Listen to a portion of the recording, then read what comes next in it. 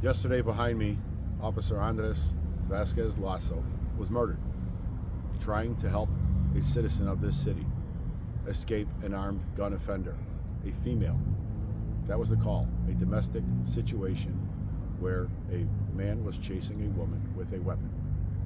Andres showed up with his partner and other officers to try and assist that female from being harmed, and he paid for it with his life. Outside of a school where kids still wander around after the afternoon dismissal. That's how dangerous this situation was, but that's what officers do. They run to danger to try and help people. That is quite different than the narrative sometimes politicians and even the media try and portray.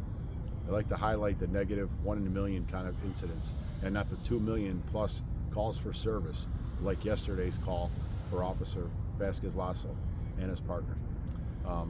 But we will remember Andres forever. We will mourn him, and we will certainly give him honors next week as we lay him to rest when that happens. He deserves it. He's a hero.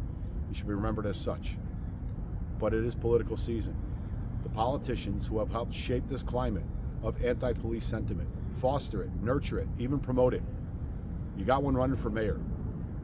You got a choice here. April 4th, defund the police or take back our city and have accountability and common sense rule the day.